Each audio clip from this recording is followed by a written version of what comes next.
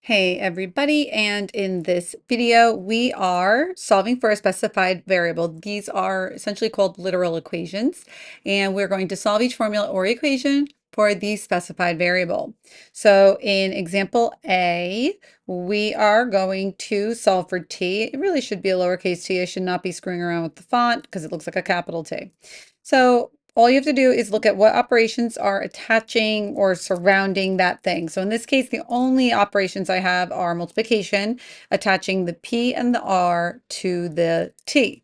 So how do I get rid of multiplication? I use my inverse operation, which is division, and having a fraction is essentially division. Fractions represent a numerator divided by a denominator. So I'm going to divide both sides by PR, P times R.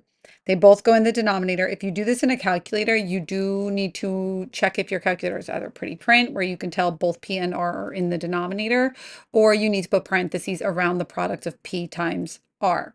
So final answer, T is equal to I over P times R. And that's it. Finito. Next. So that was the simple interest formula. Oh, I'm so sorry that I cut off way too much of the screen. Please forgive me.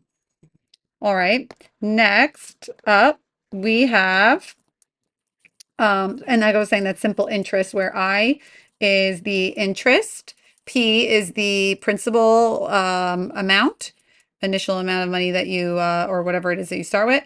R is the interest rate, as a decimal. So if it's like 5%, you would use 0.05, if that sounds familiar to everyone. And T is time, and time is in years. So if you are dealing with something over a number of months, you will have to consider it as a fraction of a year and use that approach instead. Anyhow, let's go to example B. This one is really A is the amount at the end of a certain period of time minus the primary or principal investment. If I subtract them, it equals, that's essentially I. It equals your interest, PRT. And this is a nicer example. This is usually a difficult one for some people to do correctly. They think they're doing it right, but they're not. It's a solve for P. So we can do this a number of ways. I'm going to start by getting everything with a P on one side. A equals, that means I add P to both sides. P times R times T plus P. I can't combine them because they're not like terms right now, okay? Now, I need to solve for P. I need to get P totally alone. I can't divide by RT because it's going to put this P over an RT, right? Like I would have to do it to everything, okay? You can't neglect anything. So what can I do? How do I get these two P's that are over here right now to be just a single P? Well, I can really incorporate essentially the distributive property, but in reverse. I can undistribute. Somebody distributed this P and I can undistribute. So what does that look like? That's called factoring out your GCF or factoring out P. That leaves me with RT plus, and then if I take P out of that, you do so with division. It's not 0. God help us if you put 0. It is 1. And there you go. Now I only have multiplication attaching P to the product with its other portion right there, RT plus 1. So to get it all alone, P is alone after some division, I will have A in my numerator over RT plus 1.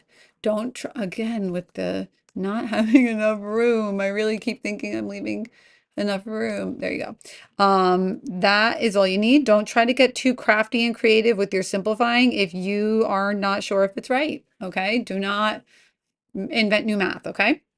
Next up, we have another equation over here. This one is just some random equation. It's not a formula I recognize. So I'm going to solve for x. Got x's on both sides. So let's distribute and kind of clean this up.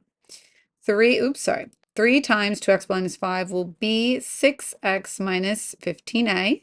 That's just boop boop, you know, plus 4b equals 4x minus 2. Now I'm going to get everything with an x to one side and everything without an x to the other side. And this guy could stay. So if I subtract 4x from both sides, I have 2x on the left Now on the right side, let's see, I had a negative 2 there to begin with. I'm going to add 15a over, think one term at a time, and I'm going to subtract 4b over. Again, I don't have any like terms on the right, so, it is what it is. Next, after that, I still need to get x totally alone. I'm almost there. I'm just a little smidge to go. So x is being attached only to the 2, and it's attached to the 2 through multiplication.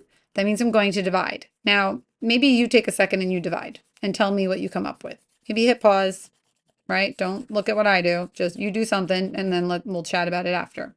So if we divide by 2, I'm ready. If you're not ready, hit pause.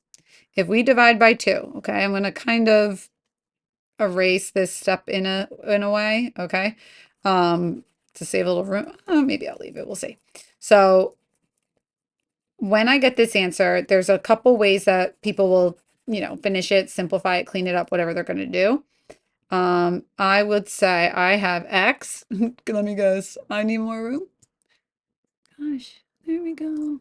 X equals, I would just leave my answer. Maybe I'll rearrange it a little. 15a minus 4b minus 2 over 2. I'm not going to divide each of these by 2. You certainly, oh my God, do not you dare. Oh, and again, I still don't have enough room. Don't you dare try to cross those 2's out. You are going right to naughty jail prison. Okay? No, you cannot cross those out. Okay? You cannot just randomly cross those out. If you're going to cross out, you got to cross out everything. So what might people get? Maybe 15 over 2a minus 2b minus 1. But what's the point in having like one fraction there? Because later you'll see in calculus, you're going to do a lot of work where you set the entire numerator equal 0, the entire denominator equal to 0, yada, yada. And it's just going to make more sense to leave your answer as a fraction, one big fraction, than it is to divvy it up into a bunch of little pieces. Of course, there's a time and a place for everything. And this is neither the time nor the place for us to really divvy it up like that. I would just let it be and leave it alone. So there you go. Those are a handful of examples of us solving for a specified variable in our unit on linear equations. Go ahead and check the playlist and see if you can find more of what you're looking for. Hopefully there's something good for you. If you're doing great, go ahead and throw the video a little thumbs up, or if not, give it a thumbs down or write a question or a comment and we'll figure it out. Okay? That's it for now. Bye.